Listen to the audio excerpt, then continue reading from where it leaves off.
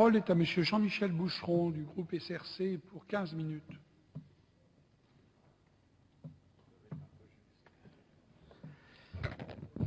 Monsieur le Président, Monsieur le Ministre, chers collègues, nous discutons de cet accord France-Émirats arabes unis de coopération et de défense. La première chose que l'on doit dire concernant les Émirats arabes unis, c'est que c'est un pays politiquement ami, proche stratégiquement et économiquement.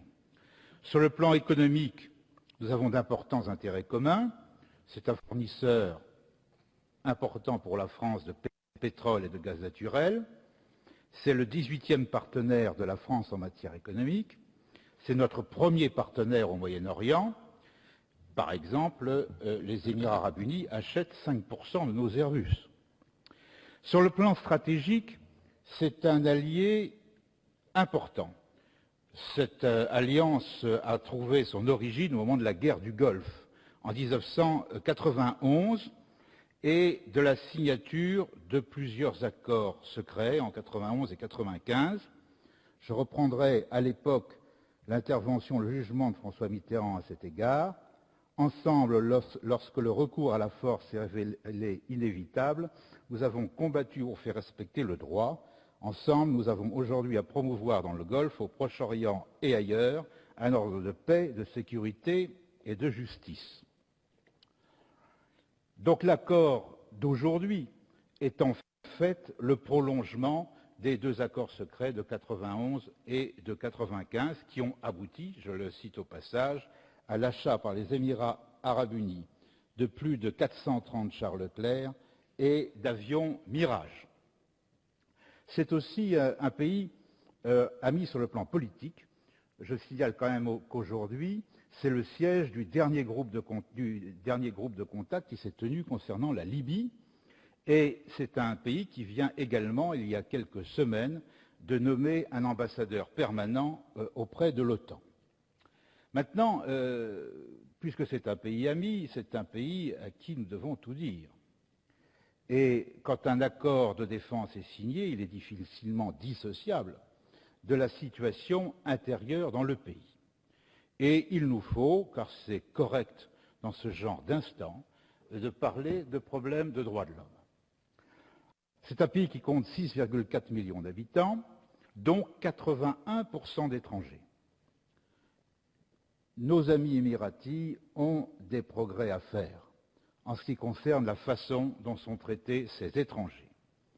Accès à la santé, accès à l'éducation, accès aux services sociaux leur sont pratiquement refusés.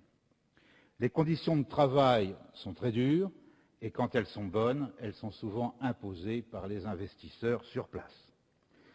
Les femmes sont soumises à des violences domestiques qui ne sont pas poursuivies par la justice.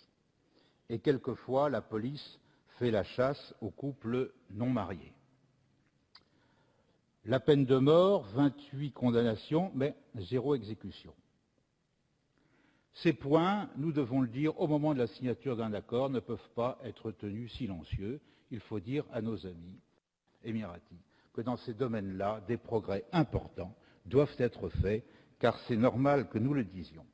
Je voudrais noter au passage qu'il y a aux Émirats quelques 500 000 Iraniens qui sont des immigrés extrêmement discrets, puisque quelquefois ils ne disent pas leur nationalité.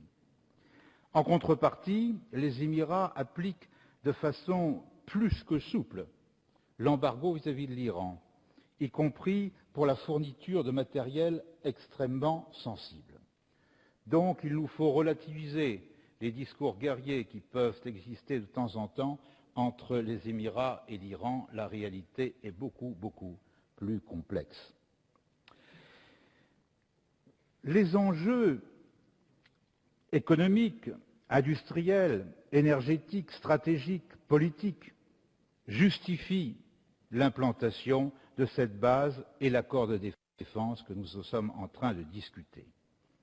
Mais quelques interrogations pourraient nous retenir. Lesquelles? La première, c'est la dispersion des capacités de la France dans le monde. Mes chers collègues, Nous sommes une puissance moyenne, nous ne sommes pas une très grande puissance. Et si l'on parle de l'Afrique, nous avons une implantation en Côte d'Ivoire, dont on a jugé l'importance pour la protection de la vie de nos ressortissants et pour le rétablissement de l'état de droit dans ce pays. Nous avons des forces présentes au Gabon qui couvrent la sécurité de l'Afrique de l'Ouest. Nous avons des forces au Tchad qui nous permettent d'être présents en Afrique centrale, mais qui ne sont pas très loin du Niger, du Mali et des zones où Al-Qaïda est aujourd'hui implantée et se développe. Et puis nous avons une grande base à Djibouti où, avec les Américains et les Japonais, nous avons le centre d'une coordination pour la lutte contre la piraterie. Tout cela est nécessaire. Mais là s'ajoute une base supplémentaire, donc elle devra être équipée par des forces qui ne pourront être que des forces redéployées, des bases précédemment citées. Sans ça, notre budget souffrira un petit peu. Deuxième point qui pourrait nous faire hésiter, c'est que les Émirats arabes unis sont eux-mêmes en conflits territoriaux. Ça a été cité, je crois, par le président de la Commission des Affaires étrangères à l'instant, avec l'Iran, concernant les îlots de Abu Moussa, dans le détroit d'Ormuz. Pourrait-on être entraîné dans une guerre avec l'Iran sur ces îlots? Non. Il y a beaucoup plus de gesticulation qu'autre chose dans cette affaire, mais cela doit être cité puisque c'est un accord de défense. Plus largement, je ne retiens pas trop cette réticence parce que nous avons d'autres engagements politiques dans la région avec d'autres partenaires.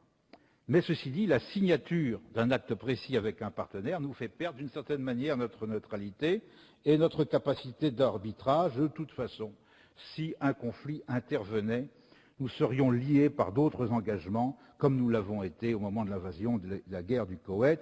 L'article 4 de l'accord que nous sommes en train de voter est donc largement redondant par rapport à d'autres engagements internationaux que nous avons par ailleurs dans la zone ou même tout simplement à l'ONU. Reste le danger nucléaire iranien. Chers collègues, tous les observateurs sérieux savent que tout cela est un jeu de rôle.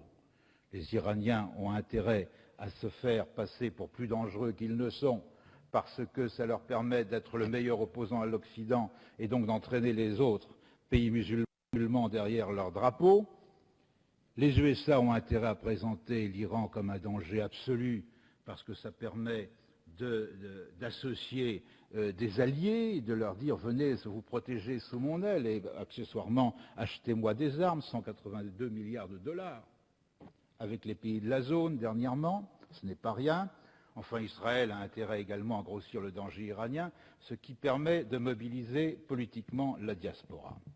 Donc, si vous voulez, je crois que la France et l'Europe font fausse route en diabolisant l'Iran dans ce domaine. Et donc ce n'est pas, à mon avis, non plus un point à retenir qui pourrait nous faire renoncer à cet accord. En synthèse, je dirais que notre présence politique sera plus forte dans cette zone, qui est l'endroit le plus stratégique du monde, et ce qui permet à la France d'être un interlocuteur dans la région, dans les discussions. Notre voix, évidemment, s'impose puisque nous sommes présents militairement. Cette base est aussi un outil de projection de force, éventuellement, et aussi un outil de projection de renseignement, ce qui n'est pas non plus négligeable, car dans les négociations internationales, notamment dans une zone stratégique, les pays qui comptent sont les pays qui savent, et qui savent plus, au moins autant que les autres. Enfin, c'est quand même un point de sécurisation directe de nos approvisionnements. Je ne fais pas de dessin sur l'importance que revêt le détroit d'Ormuz. Enfin, mes chers collègues, notre qualité de membre permanent du Conseil de sécurité de l'ONU ne tient pas seulement à notre force de dissuasion, ça tient au fait que nous sommes une puissance moyenne, certes, mais une puissance globale, c'est-à-dire une puissance présente sur un certain nombre de champs stratégiques, et celui-là n'est certainement pas un des moindres. C'est pour cela mes chers collègues, malgré les réticences qu'on peut avoir sur certains points qui ne sont pas des points faibles, je dirais que cet accord de défense que nous sommes en train de signer avec les Émirats arabes unis est un accord souhaitable. J'y suis donc favorable, tout en n'oubliant pas de dire à nos amis émiratis qu'il y a de grands progrès à faire dans un certain nombre de domaines, notamment celui des droits de l'homme. Je vous remercie.